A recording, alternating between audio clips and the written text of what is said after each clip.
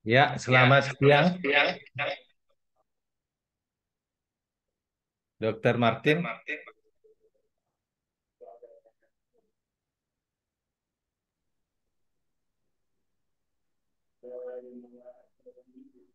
Dokter Martin. Ya, selamat siang, Dok. Ya, ini saya udah jadikan co-host Dokter Martin sama Dokter Miko ya. Oke, oke, siap, Dok. Oke, oke. Gimana? Kopinya udah siap ini? Oh, siap, Dok. Udah. Dokter Erik, gimana kabarnya? Izin kabar baik dokter. Oh, Dokter Erik di mana sekarang nih? Izin dokter lagi di stase Kaimana dokter, Papua Barat dokter. Woi, jauh banget ya. Wis, Oke. luar biasa. Ya, saya baru saja beli kopi nih. Avocado kopi. Saya keluarin dulu ya.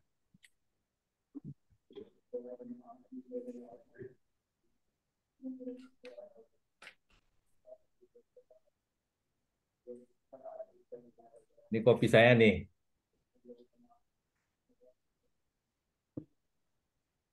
Kopi, kopi ya. Dokter Martin mana ininya kopinya? Ada sih, Dok. Cuman ada sponsornya, Dok. Apa tuh sponsornya apa tuh? Entrasol, Dok. Oke, saya barusan beli kopi di sana nih di Inlos Kopi. Tahu Inlos? Dokter Erik pasti tahu pernah ngopi nih. Izin belum pernah dok, belum pernah. Itu ya ya. Oke, teman-teman yang lain mana nih?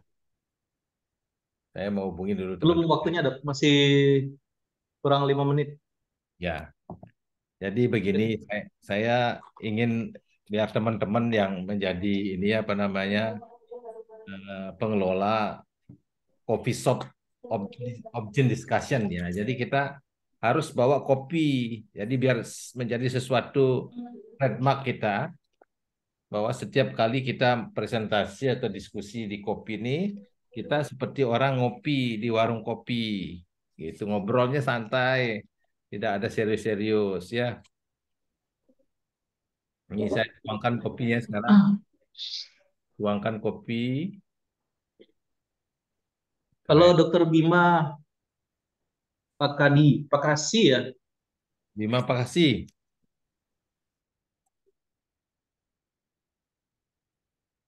Dokter Bima lebih senior apa lebih junior dibanding Dokter Martin? Bima Pakasi atau Bima Pakadi ya? Bima Pakasih rasanya ya. Kalau Bima masih di bawah saya kayaknya waktu presiden dulu, Dok. Hmm, iya ya. Ini chipnya kok belum masuk nih ya?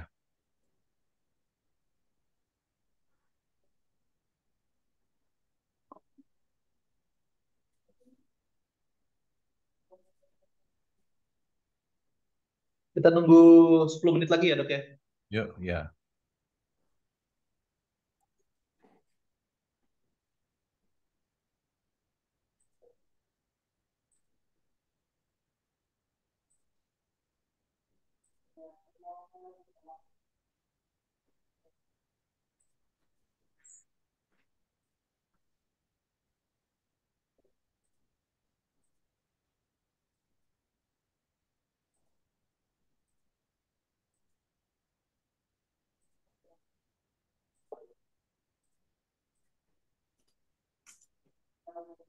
Dokter Miko, gimana situasi Jakarta, Dokter Miko?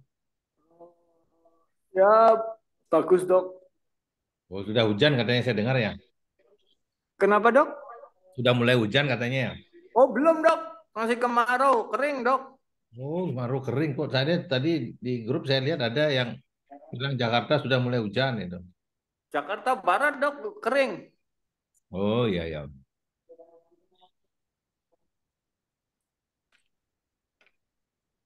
Ini ada dokter senior saya, Dokter Wayan Sumardi.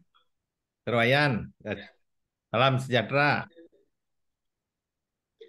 Salam Rahayu. Praktek di mana dok, dokter Halo, halo, Wayan? ya, ya, ya, oke, oke, saya ini nih, di on the way nih, on the way. Ya beli Rahayu hati-hati. Ya, saya on the way. Ya, oke. Lanjut.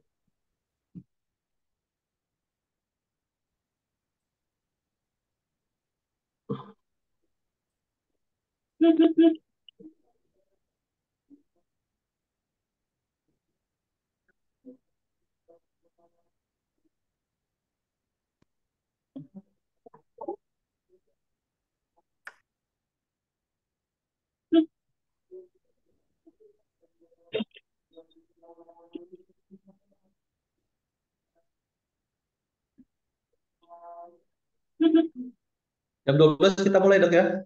Ya jam 12 mulai ya. Izin dok, Dokter Miko, Dokter Aryasa Ya, sebagai narasumber. Kita mulai jam 12 biar kita on time aja. Nanti biar teman-teman saling mengikuti gitu dok ya. ya betul betul. Selamat siang, Swastiastu, Salam, salam kebajikan. Terima kasih atas waktu dan kesempatan teman-teman pada hari ini. Senior saya, guru saya, teman-teman sejawat semuanya.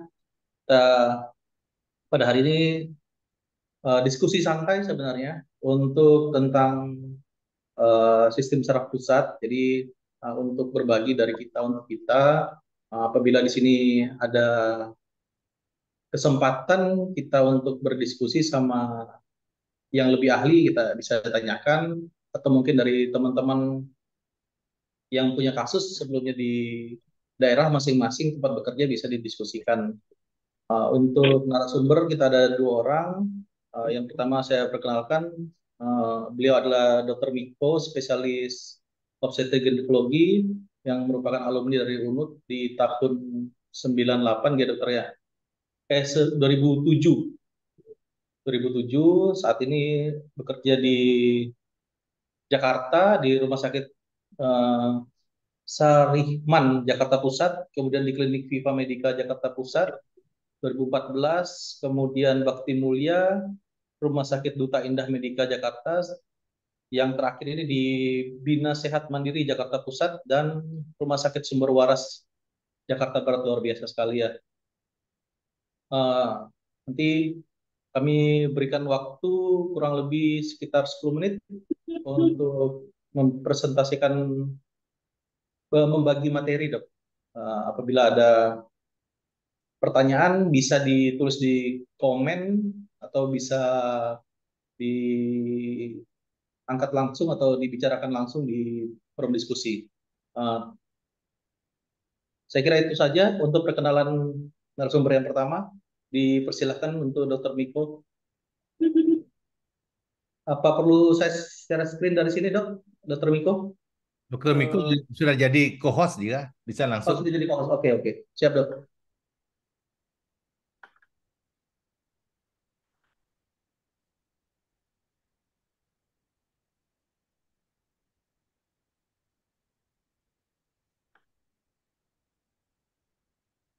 Ya, eh, selamat siang kepada guru-guru sekalian dan juga teman-teman sejawat semua. Om Swastiastu, salam sejahtera.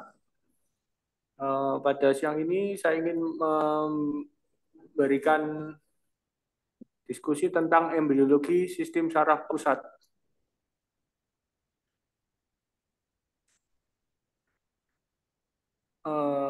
Sistem saraf pusat ada tiga bagian utama. Yang pertama central nervous system, yang kedua peripheral nervous system, yang ketiga autonomic nervous system. Dokter Miko belum kelihatan ininya slide-nya.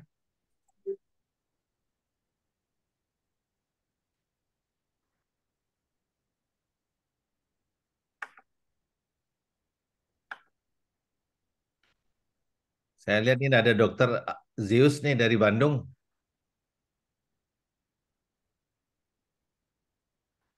Ya dok, izin dok.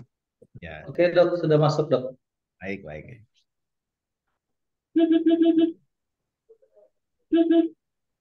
Sudah masuk dok slide-nya? Belum? Belum dok. Tadi sudah masuk dok. Tadi Sudah masuk masuk, tadi. keluar lagi kayaknya tadi.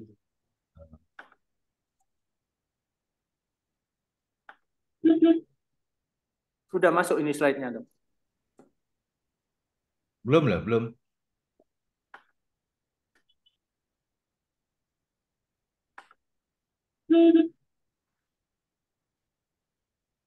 Ya, Ya, masuk dok.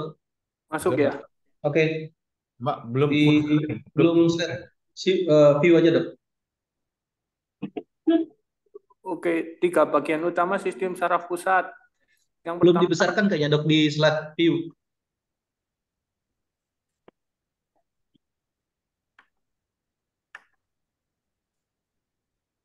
ya udah.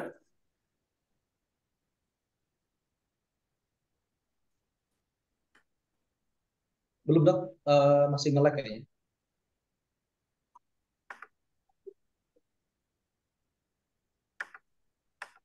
Udah.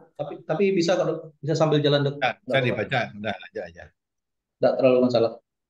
Yang 3 bagian utama sistem saraf pusat. Yang pertama central nervous system, yang kedua peripheral nervous system, yang ketiga autonomic nervous system.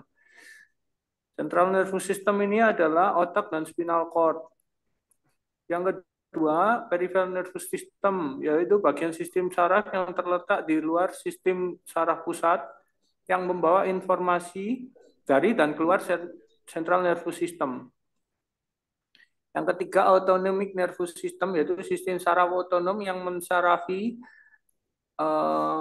otot polos dan jantung. Asal dari sistem saraf pusat. Sistem saraf pusat berkembang dari neural plate, yaitu area yang menebal dari lapisan ektoderm pada hari ke-20 dan 21 sejak pembuahan.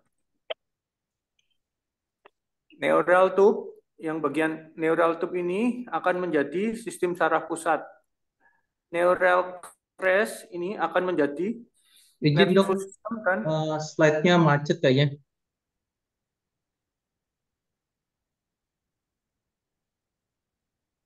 autonomic nervous. Kayaknya macet dok slide-nya dok. Slide-nya macet ya. Oke.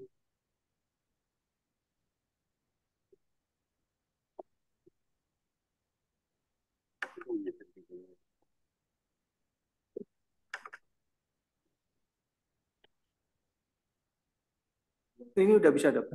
Oke, ini masuk nih. Biasanya nggak sampai 5 menit. Ini 30 menit.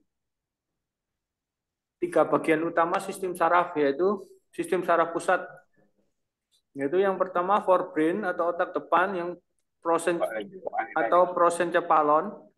Ini akan menjadi telecephalon dan diencephalon. Nah, nanti akan menjadi cerebral hemisphere. Yang kedua midbrain atau mesencephalon. Ini yang nanti akan menjadi aqueductus van Sylvie. Yang ketiga hindbrain. Ini nanti akan menjadi mesencephalon dan myelencephalon. Yang nanti akan membentuk pons dan cerebellum. Kavitasnya akan membentuk bagian atas dan bagian bawah dari ventricle 4.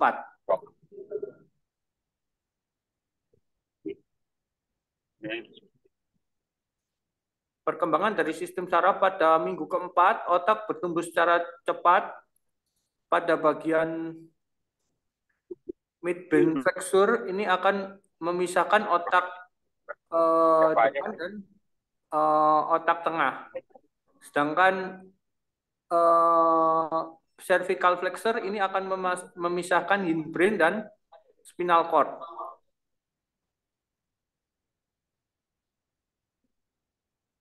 Penutupan rostral pada bagian forebrain ini akan membentuk nervus olfactorius dan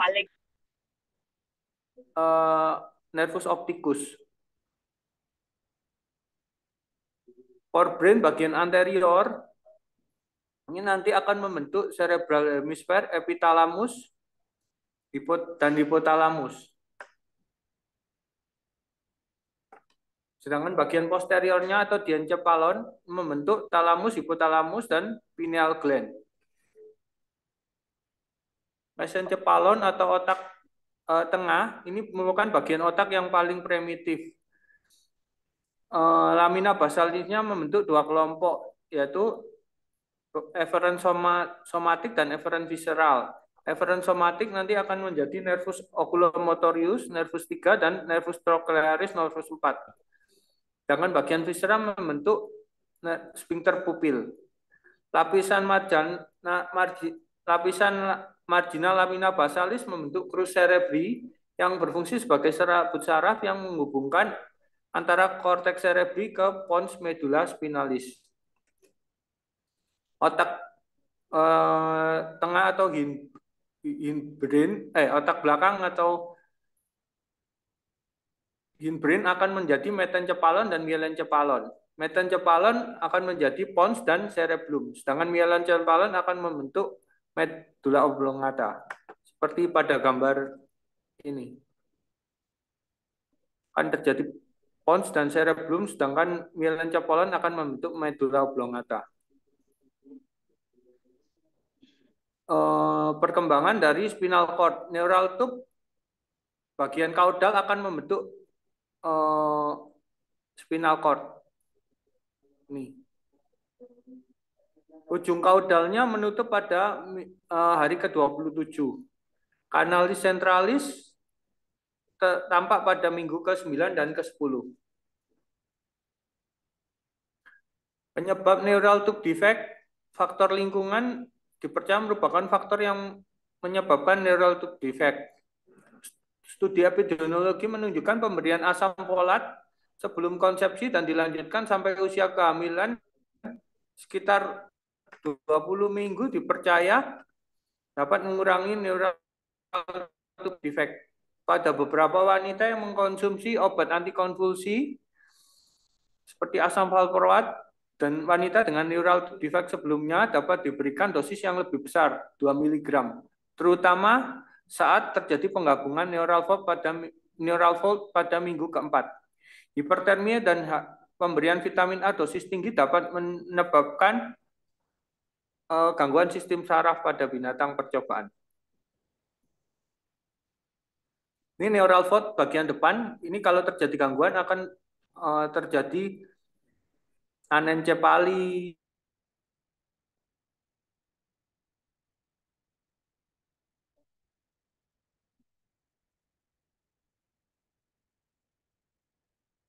dan lain-lain. Ya, selesai. Terima kasih.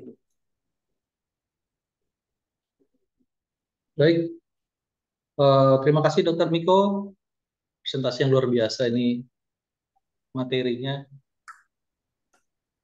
Jadi kita skip dulu untuk pertanyaannya, nanti sambil kita lanjutkan ke narasumber yang kedua.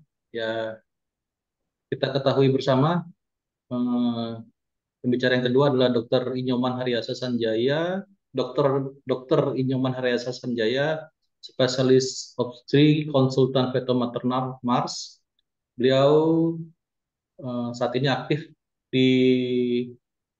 mengajar di Universitas Udayana dan Rumah Sakit Pusat Sanglah, dan menyelesaikan pendidikan S1 dari Universitas Pajajaran tahun 93, kemudian di Universitas Udayana tahun 2002 di Udayana juga, konsultannya tahun 2012, Marsnya dari Universitas Indonesia tahun 2012, dan dokternya di tahun 2018.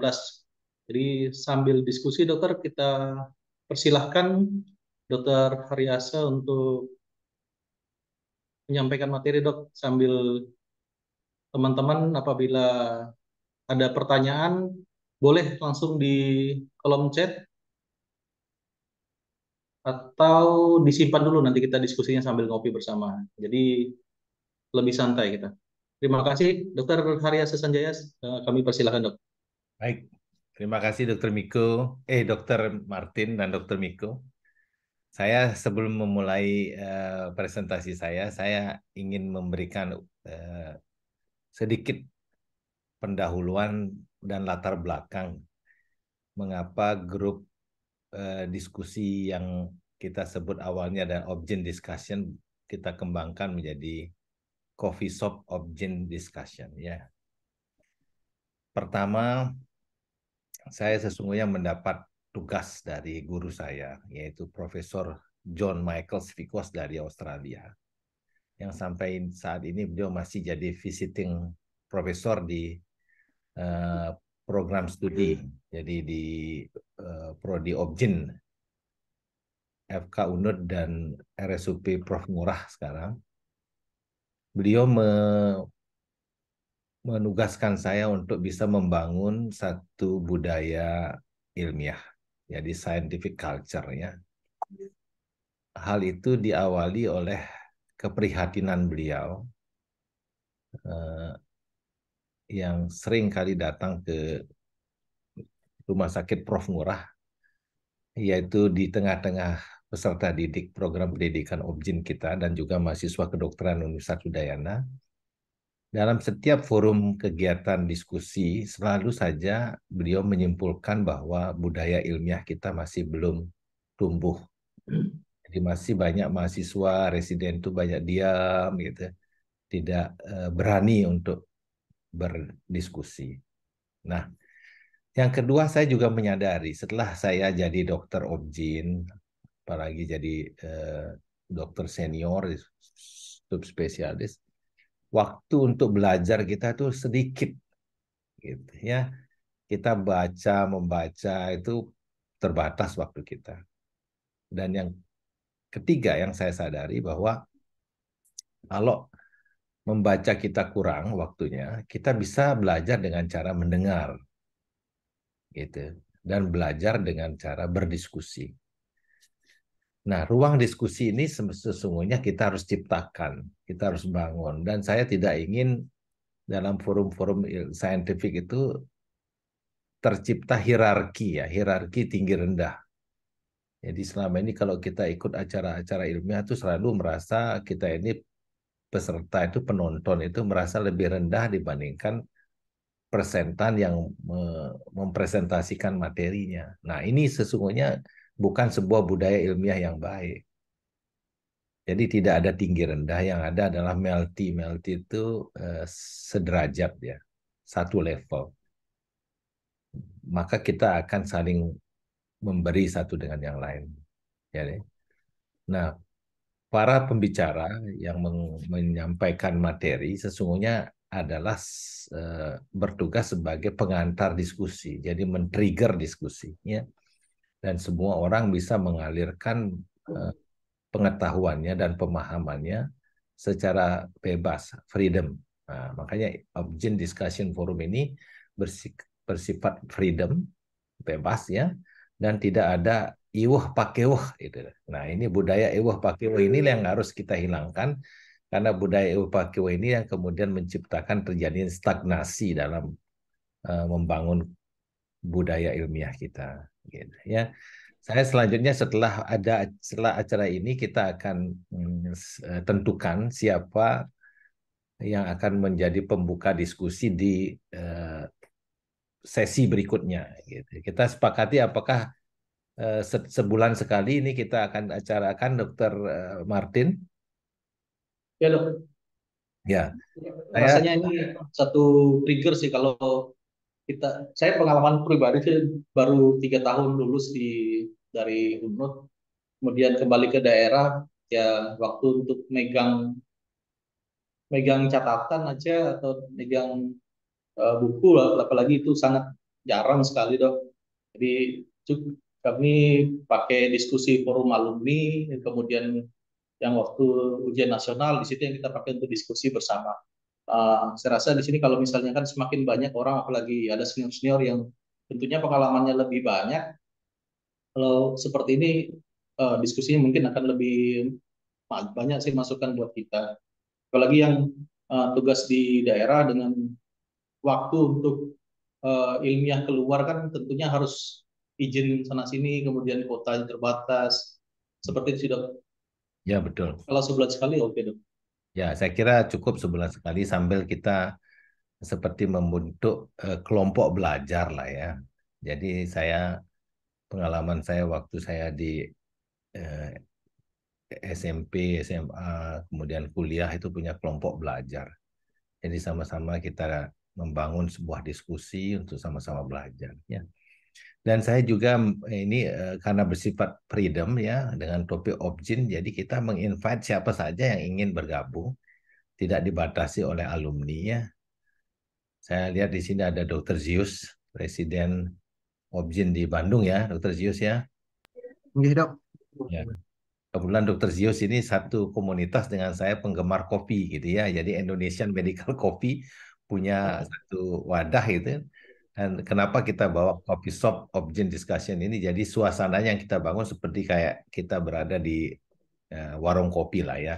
Jadi suasananya benar-benar santai, seriusnya itu sedikit ya. Nah, dalam topik yang kita bahas memang topik-topik yang bisa bermakna untuk keseharian kita yang sedang belajar sebagai residen, yang sudah jadi SPOG di daerah ya, yang bisa kita saling berbagi. Ya, saya akan lanjutkan presentasi saya tentang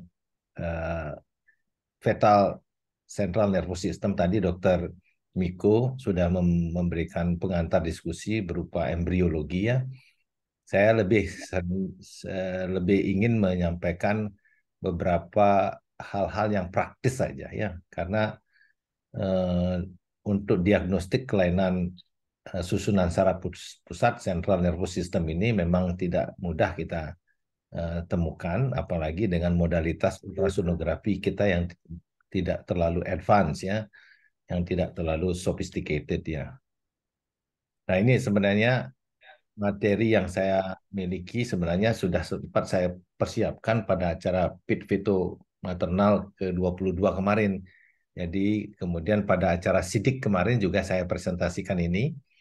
Dan saya mendapat satu nasihat dari guru saya, Profesor Azim Kurjak. Ya, dan mungkin beberapa sejawat pernah mengenal nama beliau. Beliau adalah presiden kepala sekolahnya Ian Donald School ya untuk ultrasonografi.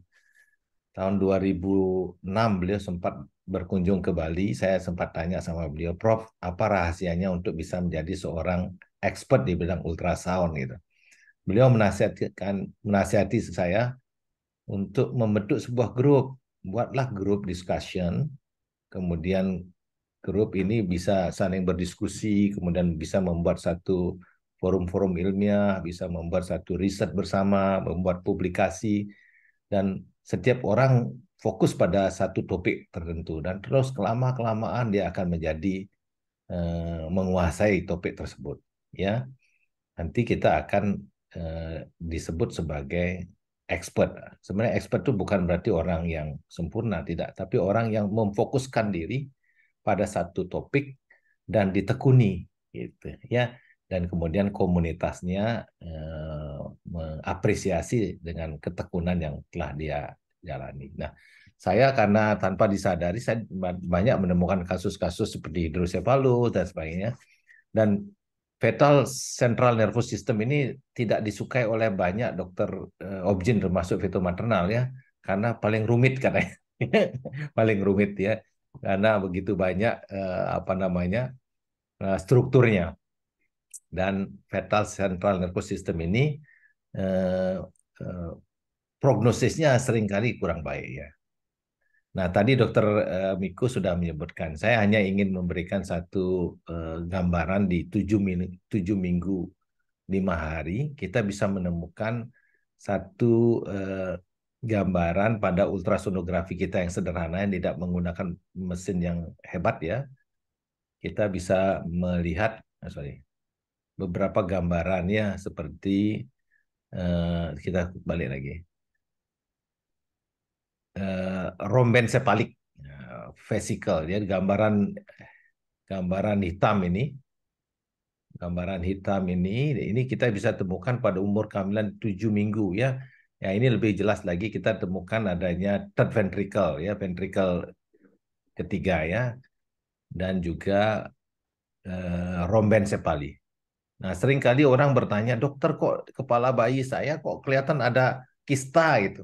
Nah ini yang disebut rhombencephalic ya, rhombencephalic ya.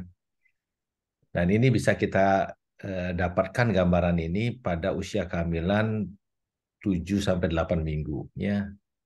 Kalau dengan pembesaran yang cukup kita bisa mendapatkan gambaran yang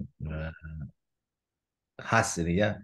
Jadi ada rombensepalik dan ada ventricle 3 ya.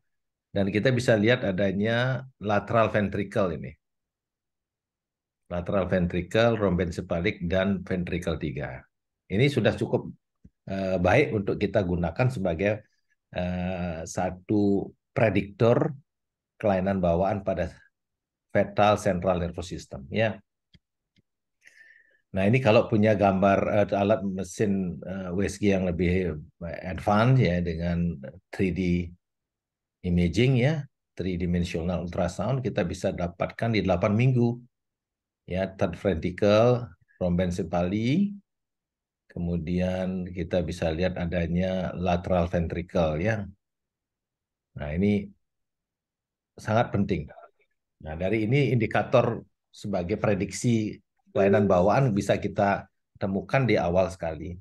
Malah sebelum kita mengukur apa namanya first trimester screening di 11-14 minggu. Dan sebelum kita melakukan fetal anatomic scan. Nah, ini pada usia kehamilan yang lebih besar ya, 9-10 minggu, kita bisa lihat lebih jelas lagi bagian-bagian internal dari central nervous system ya. Ada falx cerebri, kemudian ada posterior fossa, kita bisa lihat ya. Kemudian adanya third ventricle, ya. Kemudian kita bisa lihat aqueductus sylvii, bisa kita lihat ya, aqueductus sylvii kita lihat, itu AS itu di 10 minggu ya. Nah, ini gambar-gambar ini kalau kita tidak ketahui dari awal, kita tidak akan mengerti. Nah, sama seperti melihat sebuah peta kota ya, peta kota Jakarta yang rumit, peta kota Bandung atau peta kota Denpasar misalnya. Kalau kita nggak mengenali, maka kita tidak akan tahu apakah ini normal atau abnormal ya. Jadi anatomi pada fetal central nervous system ini harus kita kenali. Tentu tidak sampai terlalu dalam ya. Pada bagian-bagian besar seperti di usia kehamilan 10 minggu ini kita bisa sudah melihat aqueductus sylvii ya. Ya, kalau misalnya dia mengalami obliterasi atau dia mengalami pembesaran, maka kita akan bisa prediksikan bahwa akan ada kelainan kongenital anomali pada central nervous systemnya. Nah, ini pada usia kehamilan 10 minggu juga kita bisa lihat adanya gambaran di USG rombensepali ya. Rombensepali tolong diingat ini ya, gambaran itu di 7-8 minggu sudah kita lihat ini rombensepali ya. Kemudian kita bisa lihat adanya choroid flexus choroidalis ya. Ingat nanti di usia kehamilan yang lebih besar, yaitu di umur kehamilan 18-22 minggu, kita akan bisa menemukan adanya kista pada choroid plexus atau plexus choroidalis ya, di CP ini ya. Dan kita bisa lihat ventricle 4 itu. Ventricle 4 ini. Nanti di ventricle 4 ini dekat dengan cerebellum nanti. Ya, dekat dengan cerebellum.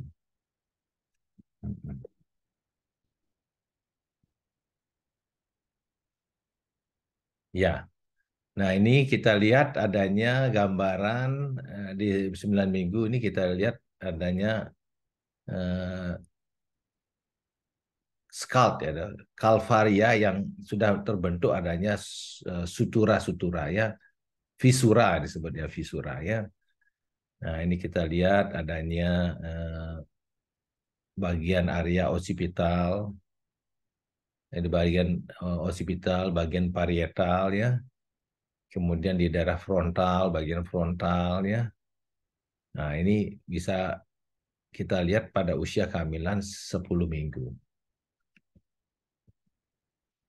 Nah, ini dengan menggunakan sonografik anatomi yang lebih advance, yaitu dengan tridimensional ya, dengan mesin-mesin yang sekarang sudah banyak tersedia. Kita seperti melihat gambaran CT scan ya, MRI ya, potongan-potongan ini. Mesin-mesin USG sekarang sudah sangat berkembang pesat ya, sangat maju, dibekali dengan bantuan artificial intelligence ya, membuat kita menjadi lebih sangat mudah untuk melakukan dan menemukan gambar-gambar yang kita inginkan. Misalnya seperti ini pada daerah area parietal kita temukan choroid plexus ya, udah jelas sekali ya, bagus sekali choroid plexusnya. Kemudian kita lihat falx cerebri, kita bisa lihat ventricle 3, dan kita lihat ini. Jadi kalau pada umur kehamilan yang lebih awal, lateral ventricle relatif lebih lebar dia ya. Seiring dengan umurnya bertambah, dia akan mengecil dengan cut off-nya kurang dari 10 mili ya. Kita bisa lihat area occipital dan kita bisa lihat area frontal. Kita bisa lihat adanya cerebral pedunculus ya. Di sini ada cerebral pedunculus tonjolan cerebral. Cerebral ya. Dan kita lihat adanya ventricle 4. Nah, ini kita lihat di 12 minggu. Nah, pada usia kehamilan 11 sampai 14 minggu kita melakukan pemeriksaan soft marker ya, soft marker screening, yaitu kita mengukur tulang hidung, kita mengukur nuchal translucent, kita mengukur aliran ductus venosus, dan kita juga bisa dapatkan satu gambaran cerebral nervous system. Kita bisa lihat falx cerebri ya. Kemudian kita bisa lihat lateral ventricle, choroid plexus ya, plexus choroidalis ya. Kemudian kalau ada transvaginal curve kita bisa juga temukan gambaran ini. Transabdominal linear juga bisa dapatkan, dan transvaginal curve ya. Linear itu yang datar itu ya, kita bisa gunakan ya. Jadi banyak informasi yang bisa kita temukan dan kita jadikan satu prediktor untuk menilai ada besarnya potensi kelainan kongenital anatomisnya ya. Nah, ini kita bisa lihat gambaran yang lebih besar ya. Kita lihat ada gambaran choroid plexus ya. Ini persis kayak kupu-kupu nih. Jadi kalau lihat kita gambaran seperti ini gambaran yang normal ya. Ini kita bisa dapat bisa transabdominal, bisa transvaginal ya. Nah, kita akan bisa melihat perkembangannya pada usia kehamilan 11 sampai 14 minggu ya. Di mana kita bisa lihat adanya butterfly sign, ini disebut butterfly sign ya. Kemudian kita bisa lihat juga kemungkinan adanya kelainan berupa alobar holoprosencephaly ya. Ya, ini kita bisa lihat juga bagaimana kita bisa melihat antara simetritas kiri dan kanan. Ini tidak simetris ya, antara kiri dan kanan ya. Axial view-nya bisa kita lihat antara, ini pada kasus trisomi 13 ya. Pada ini kasus trisomi 13 ini. Ya. Di mana gambaran A ini dan gambaran C menunjukkan adanya double choroid plexus asimetrik ya. Jadi kalau ada asimetrik gambaran seperti kupu-kupu yang sayapnya tidak simetris, ini merupakan satu penanda kemungkinan adalah kelainan kromosomal trisomi 13. Jadi ini sangat sederhana sekali, bisa kita gunakan dengan USG yang sederhana 2 dimensi ya. Dan kita bisa dapatkan ada kesimpulan yang mengarah kepada satu trisomi 13. Ini juga asimetrik, ini asimetrik. Kemudian pada gambar yang keempat ini kita temukan juga adanya kiste ya. Kiste pada choroid plexus. Ya. Choroid plexus ada kiste. Jadi di tengah gambaran sayap kupu-kupu ini ada gambaran kistik. Nah, kita sebut dengan choroid plexus cyst. Nah, jadi para sejawat yang saya hormati, dengan menggunakan USG sederhana saja, kita bisa menemukan kelainan yang sangat buruk ya, di mana trisomi 13 itu prognosisnya buruk sekali, dan kita bisa temukan di awal kehamilan, di trimester pertama ya, di trimester pertama. Jadi dengan melakukan pengamatan yang rutin saja, misalnya setiap kali kita periksa pasien di first trimester ya, seumur kehamilan 11 sampai 14 minggu ya, kita tambahkan tidak hanya nuchal translucent, tidak hanya nasal bone, tidak hanya ductus venosus yang kita ukur, tapi juga kita lihat fetal central nervous systemnya, yaitu kita hanya melihat choroid plexus ya, gambaran seperti kupu-kupu, sayap kupu-kupu. Apabila ditemukan gambaran yang asimetrik antara kiri dan kanan, maka dapat dipertimbangkan untuk melakukan langkah-langkah diagnostik yang lainnya, yaitu bisa dengan NIP test, bisa dengan menggunakan gold standarnya adalah amniocentesis. Ya. Nah, kemudian pada usia kehamilan 11-14 minggu juga kita bisa lihat gambaran yang sangat jelas ya. Kita bisa lihat adanya ventricle 3, bisa kita lihat thalamus, kemudian cerebral pedunculum ya, ini akan menjadi cerebellum ya. Kemudian kita lihat adanya aqueductus silvii, ini akan berkembang menjadi ventricle 4. Aqueductus silvii ya. Nah, ini sangat membantu sekali ya, bagaimana kita bisa memprediksi adanya kelainan bawaan hanya pada trimester pertama, yaitu 11-14 minggu, kita bisa mendapatkan gambaran CNS yang sangat sederhana dan sangat informatif. Nah, kita bisa lihat juga masih pada 11-14 minggu, kita sudah bisa melihat ventricle 4, kemudian kita bisa lihat adanya cerebral pedunculus, kemudian kita lihat ada cisterna magna ya, dan di sini kita bisa lihat cerebellum ya. Ini kita lihat cerebral pedunculus, kita lihat thalamus, di depannya nanti kita lihat cavum septum pellucidum. Nah, ini biasakan melihat ini, makanya repetition, pengulangan ya, terus diulang-ulang, lihat gambar ini, dinikmati gambaran-gambaran ini, maka lama-kelamaan menjadi sesuatu yang kita kenal dengan baik ya, sama seperti kita mengenal peta kota gitu ya. Nah, ultrasonografi itu harus ada keminatan yang baik ya, agar kita bisa mengenali. Semakin sering kita melihat, maka semakin mudah kita mengenalinya. Itu prinsip dasar yang diajarkan oleh para guru-guru kita ya. Nah, kalau pada penampang sagital, jadi pada ultrasonografi itu ada 3 potongan ya, potongan aksial atau transversal, potongan sagital, ini potongan sagital ini ya, jadi kita melihat kepala janin kita belah 2 seperti memotong semangka gitu ya, itu kalau kita potong di tengah-tengahnya dari atas ke bawah disebut potongan sagital. Kita akan bisa lihat di sini ada ventricle 4 ya. Ini bisa juga kita dapat pada usia kehamilan 11-14 minggu.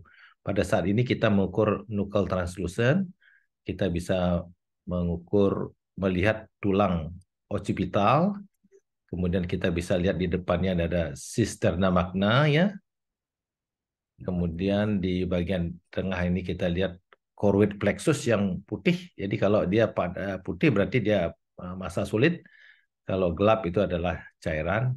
Dan di depan dari choroid plexus itu kita dapatkan adanya fourth ventricle, ventricle 4 atau intrakranial translucent ini. Intrakranial. Bedanya nuchal translucent dengan intrakranial translucent. Kalau kita lihat intrakranial translucent, itu kita lihat adalah ventricle 4. Ventricle 4 itu berada di bagian depan, mendekati maksila, dan di belakangnya adalah choroid plexus. Ya, di belakang choroid plexus kita lihat adanya cisterna magna, ya, cisterna magna. Setelah cisterna magna kita dapatkan tulang occipital. Nah, ini hafalin aja. Sama seperti menghafalkan lokasi rumah sakit Sanglah, misalnya rumah sakit Prof. Ngurah, sebelahnya itu ada gedung Diklat, sebelah gedung Diklat itu ada rumah sakit Surya Husada, sebelah rumah sakit Surya Husada ada rumah sakit Prima Medica. Jadi menghafalkan geografi namanya. Nah, ini anatomi ini adalah mengenal seperti geografi. Jadi dihafalkan ini, diingatkan ya, nuchal translucent, ada occiput bone ya, tulang occipital, kemudian ada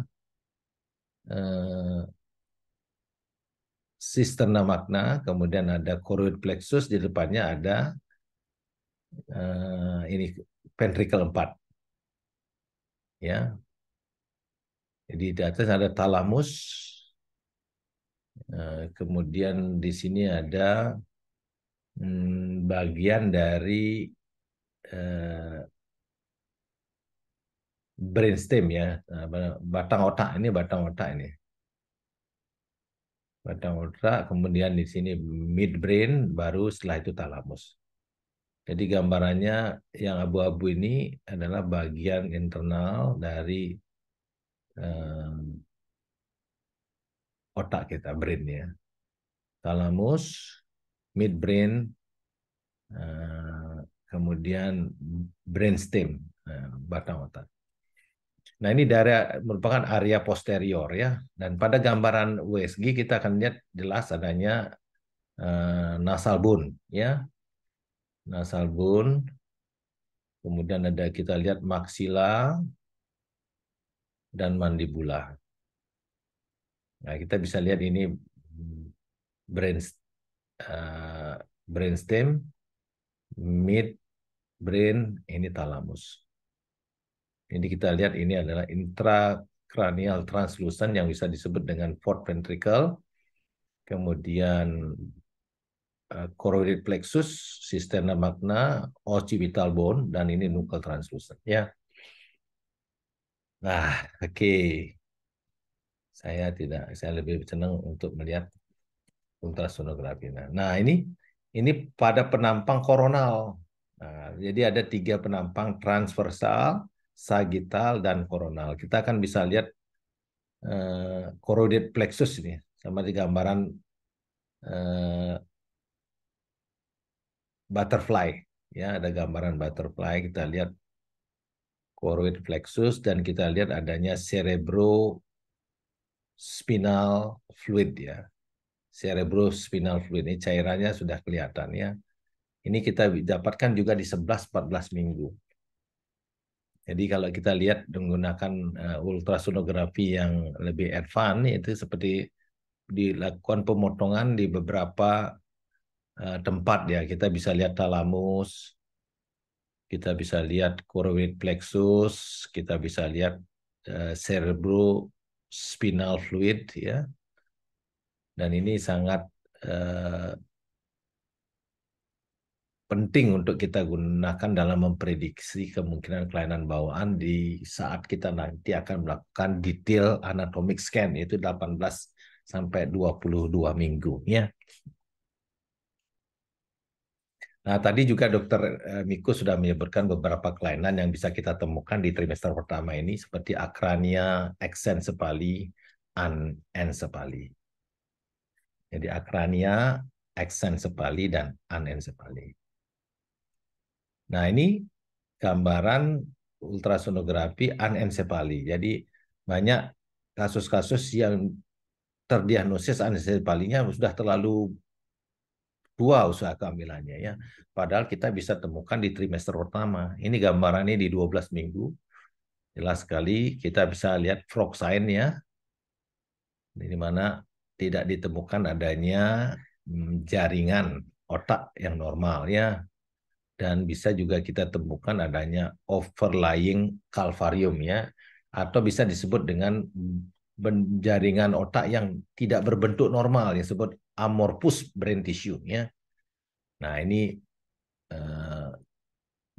bisa ditemukan pada mesin ultrasonografi yang biasa ya. 2 dimensi yang standar yang saya yakin dengan berbagai macam merek brand ultrasound mesin itu bisa ditemukan di usia kehamilan 12 minggu ya. Di zooming aja diperbesar ya. Kemudian diperhatikan tekstur dari kalvaria. Kalau dia tidak terbentuk kalvaria, ada 2 kemungkinan, akrania atau anensefali. Ya. Nah, ini kalau ini gambaran ini adalah gambaran amorphous tissue brain ya. Ini seperti gambaran Mickey Mouse katanya. Mickey Mouse ini adalah akrania ini. Dia punya terbentuk brain tissue tetapi tidak terbentuk kalvarianya. Ini juga bisa ditemukan di umur kehamilan 11 sampai 14 minggu ya. Nah, ini semakin dini kita menemukan semakin baik untuk kita bisa melakukan konseling ya, dan juga komplikasi morbiditas seperti perdarahan atau cedera atau trauma akan bisa kita kurangi ya, dibandingkan kalau baru ditemukan diagnosis kelainan ini di usia kehamilan trimester 3. Nah, ini khas pada anensefali ya, frog sign ya, disebut dengan frog eyes ya. Jadi ada gambaran bentuk amorphous tissue ya, brain amorphous tissue ya. Dan ini khas ini yang disebut dengan frog eyes.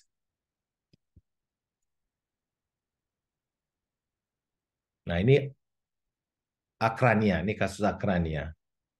Struktur-struktur jaringan otaknya relatif terbentuk. Nah, ya, tetapi tidak terbentuk kalvaria. Nah, akrania ini. Dia hanya membentuk satu membran pia mater aja ya, yang menutupi jaringan otak, di mana jaringan ini tampak sangat lunak dia. Jadi ketika dia bergerak, dia tidak membentuk struktur gambaran yang stabil. Goyang-goyang dia. Seperti jelly, ada jelly di atas kepala ya, yang ditutup oleh pia mater, lapisan membran dari otak yang sangat tipis ya.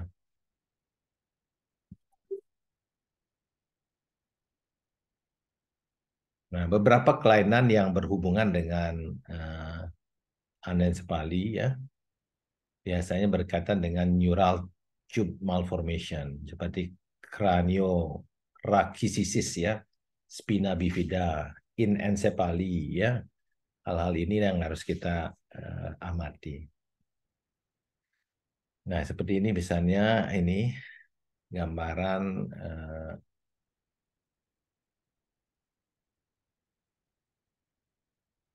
janin yang mengalami malformasi kelainan-kelainan bentuk yang berkaitan dengan neural tube malformation ya. Ya, saya kira itu pengantar diskusi saya. Nanti kita akan sama-sama saling berdialog satu dengan yang lain ya. Kemudian semoga kita bisa terstimulasi untuk menekuni gambaran-gambaran anatomis dari janin dengan menggunakan alat ultrasonografi kita yang sederhana, yang standar lah ya, dengan 2 dimensi saja. Saya kira demikian Dr. Martin, terima kasih. Dr. Martin masih mute. Dr. Martin masih Terima mute. kasih dok. Ya, sorry. Terima kasih Dokter Haryasa atas presentasinya luar biasa, membuka wahana kita untuk kembali belajar lagi tentang ultrasound di trimester awal, karena memang menjadi tugas kita sebagai obstetri dan ginekologi untuk mengevaluasi di awal trimester atau trimester awal kehamilan secara dini untuk mengetahui apakah ada suatu kelainan atau tidak, karena apabila kelainan itu ditemukan pada trimester akhir atau sudah mau persalinan, tentunya itu akan berdampak sekali sama ibu dan keluarga untuk menentukan arah kemana dia untuk memutuskan apakah ini harus diteruskankah bayinya atau bagaimana kan enggak. Nah, itu tentunya apabila kita sebagai obstetri yang sudah melakukan ini sejak dini dan kita mengasah ilmu kita, tentunya akan lebih mudah pada keluarga untuk menentukan kebijakan atau pilihan mereka. Ya, kita buka forum diskusi ke depan karena sesuai dengan waktu dan rencana nanti kita kurang lebih sekitar 10 menit ke depan. Ya dok, Ya, mungkin betul. silahkan dok, dokter apabila ada pertanyaan atau mungkin di chat di kolom chat juga boleh. Ya, Sebelumnya saya mau nanya nih dok, ya eh, silakan. untuk evaluasi lebih mudahnya kita menggunakan transvaginal ultrasound atau kita cukup dengan abdominal ultrasound dok, karena tentunya di beberapa tempat kita tidak selalu punya tools transvagina dokter. Jadi mungkin ada clue, ada trik dokter untuk kita mengevaluasi di trimester awal hanya menggunakan convex dok, probe convex saja. Ya, betul, Dr. Martin. Saya menyadari juga dulu waktu pertama kali saya bertugas sebagai objin di tahun 2002 di daerah itu ya, banyak alat-alat kita terbatas. Nah, saya berikan tips ya, begini, kalau misalnya pasiennya obes, usahakan transvaginal. Tapi kalau pasiennya dinding abdomennya tipis, apalagi di arah dari uterusnya di midline atau antefleksi, akan lebih dekat kita melakukan expose dengan USG. Dengan curve USG aja sudah sangat bagus ya. Kemudian yang kedua, tentu harus dilakukan secara gentle ya. Menekan dinding perut itu harus dikomunikasikan dengan pasien. Ibu, saya tekan sedikit. Nanti kalau ibu merasa tidak nyaman, cukup ucapkan gitu ya. Jadi harus sabar, dan kemudian saya Tadi itu ada tambahan berarti langsung lanjutin. saya juga ingin mengajak para sejawat pada saat melakukan USG itu jangan takut tangannya tercemari oleh jeli ya. Malah saya diajarkan oleh guru saya tuh tangan kita harus berlumuran jeli dulu ya, sehingga kita menjadi lebih leluasa mengambil angle-angle-nya. Jadi keterbatasan dalam USG untuk bisa mendapatkan gambar yang baik ya, gambar yang standar, karena kita takut tangan kita kotor oleh jeli gitu. Nah ini harus kayak seperti fotografer profesional dia ngambil pusuknya yang miring begini dan sebagainya gitu ya. Itu manuver itu sebenarnya kan gerakan probe USG cuma ada 3, yaitu menggeser, ya, memutar, merotasi. Rotasi cuma maksimal 0 sampai 90 derajat. Jangan sampai lebih dari itu sampai muter ini ya. Kabelnya sampai muter. Nah, setelah itu angulasi dia. Ya kiri, kanan gitu ya. Cuma gitu aja. Gerakan dan ambil spektrum permukaan darah perut abdomen itu dengan keseluruhan. Dinikmati dia peran geser sedikit cek gitu. das gitu, seperti seorang fotografer yang mau men-shoot sebuah objek yang menarik gitu. Ya, saya kira itu jawaban saya. Pilihannya apakah transabdominal atau transvaginal tergantung situasi dan kondisi dari pasien. Demikian Dokter Martin, terima kasih. Ya, terima kasih dok. Sini ada Dokter Zius ini, gimana Dokter Zius Ya, pengalaman dokter di Sius, Bandung? Silakan. silakan dok. Mungkin ada pengalamannya atau dapat kasus Iya dok, iya di dok. Bandung ya dok ya, dokter Sius ya sekarang Iya ya. dok. Mungkin akhir-akhir ini mungkin karena lagi di divisi onkologi masih lagi jarang berkontakan dengan Vetus lagi dok. Oh gitu. Ya, saya tahu tuh Bandung tuh program pelatihan USG-nya sudah sangat berkembang pesat sekali ya. Banyak sekali eh, apa namanya dokter objin dari seluruh Indonesia belajar, termasuk senior saya Dokter Ana Agung Jaykusuma sempat eh, mengikuti pendidikan dan latihan USG di Bandung itu. Ya, jadi Bandung banyak sekali mengadakan pelatihan-pelatihan USG. Jadi saya juga berharap kita di Bali ya menjadikan USG itu sebagai sesuatu yang eh, skill dasar ya, atau dan kemudian dia tidak boleh dibelenggu oleh legalitas apa namanya kompetensi yang kaku. Maksud saya begini, siapapun sebenarnya yang meminati ultrasonografi itu tidak boleh dihalangi. Dia harus selama dia menekuni dan menikmati boleh saja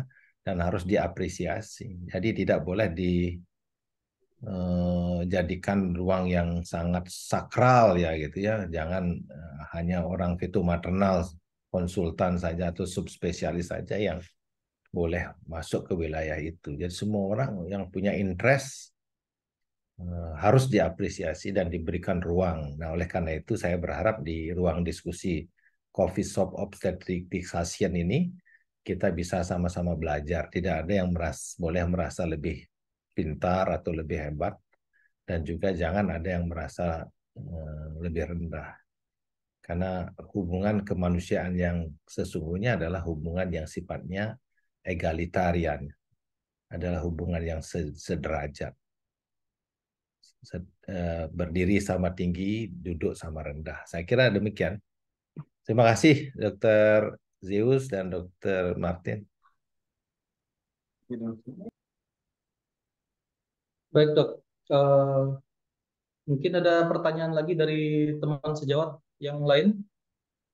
Di sini saya lihat ada Dokter Heni. Dokter Heni. Dokter Heni sekarang tugas di mana Dokter Heni? Swastiastu dok, selamat siang dok. Selamat siang Dokter Heni. Izin, eh, izin dok untuk ikut join dalam diskusinya. Saya sekarang masih PGDS dok. Oh ya, oh bagus. Di mana PGDS-nya? Ampura dok di Kalimantan Tengah dokter. Wow, dari kota mana tuh?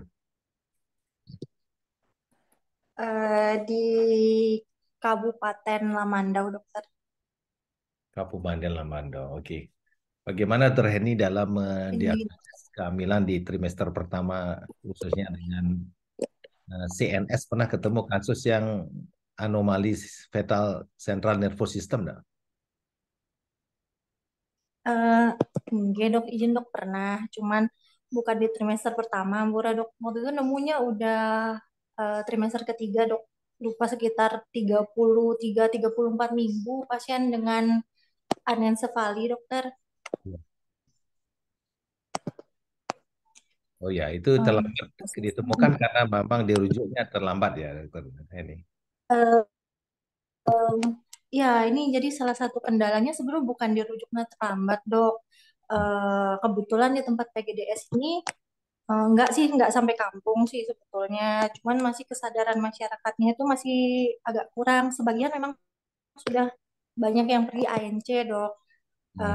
Termasuk SPOG, bukan cuma posyandu, tapi sebagian juga nggak ANC dengan rutin dok. Jadi kebetulan pasiennya baru pertama kali datang untuk ANC ke rumah sakit. Terus jadi secara tidak sengaja ditemukannya. Ya, ya, ya, betul.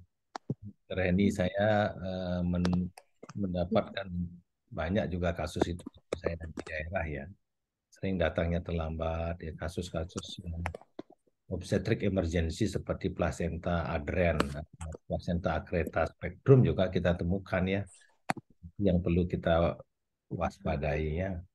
Nah, kembali pada fetal CNS ini, saya ingin mengajak para sejawat untuk memiliki ketertarikan ya, menumbuhkan ketertarikannya.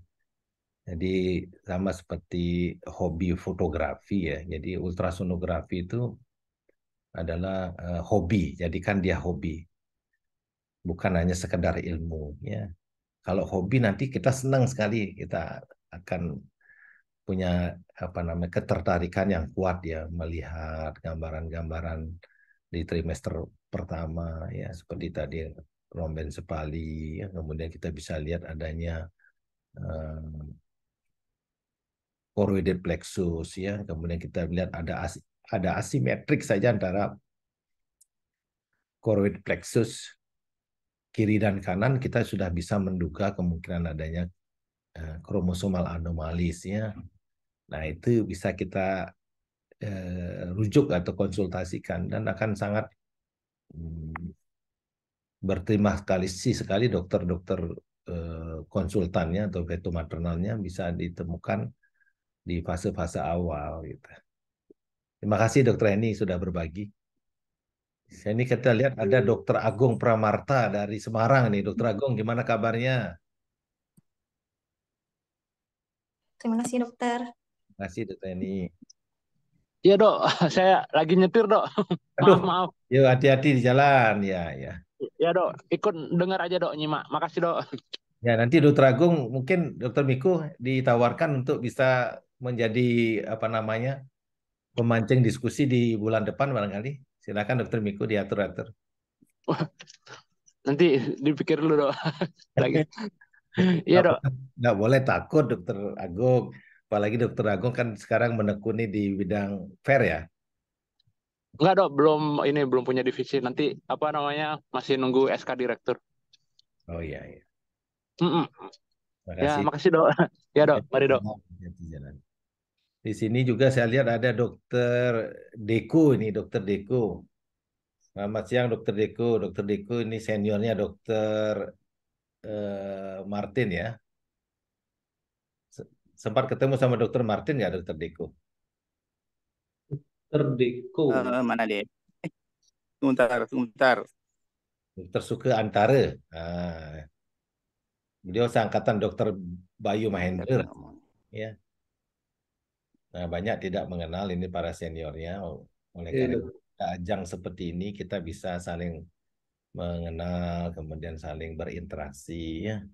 Dan ingat Dokter Miku, Dokter Martin, karena ini adalah syaratnya harus bisa menunjukkan secangkir kopi ya sebelum ini, jadi absensinya ada kopi ya. Ini jangan kopi dok ya. Kopi ini lihat kopi dia. Kopi ya, saya ini barusan karena bertemu. Dokter biasa. Ya, silakan Dokter Eko, silakan. Ya, saya enggak lihat gininya presentasinya. Saya baru menyimak nih, ampura-ampura. Tapi ya kalau saya WSG anggap deh saya di apa ya, satelit perifer, kalau udah bukan di kota sih, tapi anggap perifer udah ketemu anomali, kita enggak berani untuk memutuskan nih anomali apa enggak, ya rujuk aja ke konsultan. Banyak teman-teman konsultan yang untuk menentukan apa namanya decision-nya lah gitu. Bagaimana itu, minta saran ke biar apa namanya ke pasiennya, apa namanya penjelasan KIE ke pasiennya lebih pasti gitu Dokter Hari. Ya betul. Sekian. Terima kasih Dokter Suke ya. Beliau dipanggilnya Dokter Diko ya. Dokter Diko, terima kasih. Saya sebenarnya ingin berharap sekali untuk para sejawat tidak tidak berkecil hati untuk berani menemukan kelainan-kelainan CNS ya. Jadi seperti yang tadi yang saya sudah presentasikan, banyak kelainan CNS bisa kita temukan di trimester pertama ya. Kita bisa educate pasien, dan tentu juga kita bisa dan harus mengkonsulkan ke divisi atau konsultan feto maternal untuk diagnostik yang lebih yakin ya. Tapi dokter, saya sangat berterima kasih kalau teman-teman sejawat itu bisa menemukan di awal dan kemudian dicurigai ada kelainan di trimester-trimester awal. Saya banyak sekali menemukan rujukan-rujukan di trimester awal yang dicurigai ada kelainan kongenital anomali ya. Saya berterima kasih sekali. Jadi para sejawat itu sudah memiliki interest itu, memiliki perhatian itu ya. Tapi jangan juga berisau kalau kita baru bisa menemukan kelainan itu di trimester lanjut ya, seperti apa yang ditemukan Dr. Heni di Kalimantan Tengah ya. Jangan berkecil hati karena banyak kendala yang juga bisa kita temukan karena lihat posisi yang terbatas, kemudian juga waktu kita yang terbatas juga, sehingga gambaran yang kita temukan bisa lewat. Saya juga sering ketemu kasus, saya lewat tuh kasusnya, gitu ya. Jadi memang harus untuk fetal scanning itu harus disediakan waktu yang cukup, dan saya punya tip dan triksnya, lebih baik matikan lampu deh, matikan lampu seperti suasana bioskop itu ya, maka kita akan fokus sekali di layar monitor USG. Dan pasien pun tenang. Jadi seringkali pasien-pasien yang kehamilan kedua atau ketiga itu membawa anak-anaknya seringkali mendistraksi perhatian kita ketika kita melakukan pemeriksaan USG itu. Karena pada saat itu kita harus benar tenang, kita bisa melihat secara step by step-nya dari ujung kepala sampai ujung kaki, itu harus perlu fokus konsentrasi yang tinggi. Maka dengan mematikan lampu, jadi suasana ruangan itu seperti bioskop. Jadi anak-anaknya jadi tenang, dia diam gini. Aduh, berapa nih gitu. Nah, itu salah satu cara. Dan juga kalau bisa ada sedikit suara musik yang meditatif itu, tenang. Jadi buat ke gelombang alfa dia. Sehingga pasien tenang, kita juga tenang. Tidak dalam keadaan riuh. Gitu. Dan ini akan membuat kita bisa lebih konsentrasi dan bisa menemukan kelainan-kelainan atau mengakses anatomi central nervous system-nya dengan lebih baik. Saya kira demikian Dokter Deko, terima kasih. Ya dok, terima kasih dok. Mungkin pertanyaan terakhir dok, tips apabila kan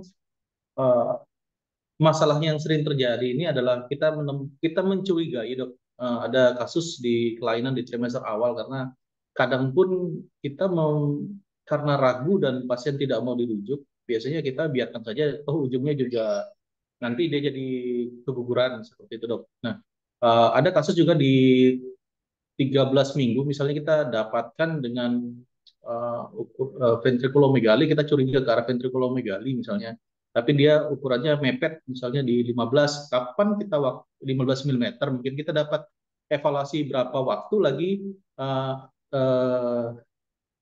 biar kita bisa menentukan ini benar ventrikulomegali atau tidak, seperti itu dok. Mungkin mohon pencerahannya dokter, kira-kira ada jeda waktu berapa minggu kita evaluasi lagi, atau cukup beberapa hari kita evaluasi kembali dok? Ya, terima kasih dok. Terima kasih Dokter Martin. Jadi memang ada beberapa kelainan yang sifatnya dia dinamis ya.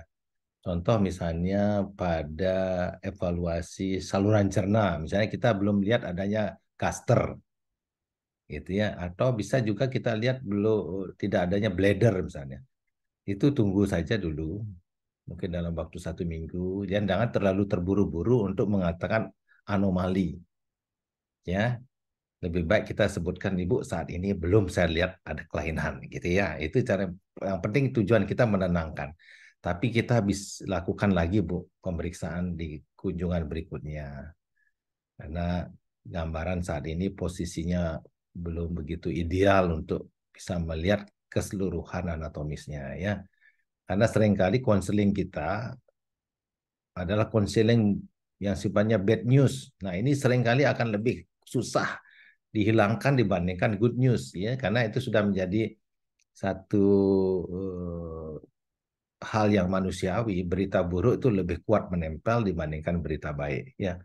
Nah, oleh karena itu perlu konseling genetik, konseling kelainan anatomis dari berdasarkan pemeriksaan ultrasonografi kita kan sensitivitasnya masih belum tinggi, ya. Apalagi ada keterbatasan dari pasien sendiri, posisi janin, kemudian keterbatasan alat dan prasarana kita, dan juga keterbatasan pengalaman kita dalam menemukan kelainan-kelainan tersebut, ya. Jadi jangan terburu-buru untuk memberikan konseling yang menakutkan kepada pasien kita, ya. Saya kira tunggu aja dulu, ya. Dan kemudian saya juga berharap teman-teman sejawat ini jangan ragu untuk kita berkonsultasi di forum ini. Jadi kalau sifatnya emergensi bisa kita lakukan zooming emergensi, ya, tidak rutin schedule kita, untuk kita bisa bagi, untuk bisa tele konsultasi di mana kita bisa assess, bisa bersama-sama kira-kira kelainannya seperti apa. Tinggal tayangkan saja misalnya foto-foto USG-nya, nanti kita bisa diskusikan sama-sama. Saya juga ingin bisa belajar, bertambah banyak pengetahuan tentang kasus-kasus yang bisa kita dapatkan dari teman-teman sejawat yang lain, ya. Saya kira demikian Dokter Martin, dan waktunya sudah. Siap Dok, waktunya sudah lewat Dok. Ya, cukup. Jangan lupa waktunya cuma 55 menit, ya, jangan 60 menit. Siap Dok. Ya, oke. Kita lewat 5 menit Dok. Ya, nanti selanjutnya untuk bulan depan tolong Dokter Martin ditentukan apa topiknya, ya. Tidak hanya obstetri saja, ya. Jadi kasus-kasus ginekologi juga bisa kita angkat, ya, karena ini kan forum obstetri ginekologi, ya. Terima kasih Dokter Martin. Baik, terima kasih atas kesempatan yang sudah diberikan. Tentunya pertemuan kita di siang hari ini sangat bermanfaat. Harapannya adalah supaya semakin tajam lagi keilmuan yang kita punya. Jadi dengan tajamnya itu akan membawa manfaat bagi pasien kita, sehingga kita juga dapat membawa berkat bagi orang lain dan dapat decision lebih ini untuk menentukan kehidupan yang seharusnya kita targetkan lebih baik daripada yang hari ini. Terima kasih atas kesempatan yang sudah diberikan. Salam hormat untuk guru-guru, senior, pembicara. Terima kasih atas waktu dan kesempatan. Forum ini saya akhiri dengan mengangkat kopi, ya Dok, ya. Ya, angkat kopi. Mana kopinya? Zeus, mana kopinya Dr. Zeus? Ini pakai sponsor saya ini, ada gelas. Saya balik aja. Dr. Zeus ini yang punya coffee shop mantap ini. Iya Dok, saya lagi nggak sama kopi, lagi di polionkologi Dok. Siap. Terima kasih. Selamat siang. Sampai jumpa bulan depan. Sampai jumpa bulan depan.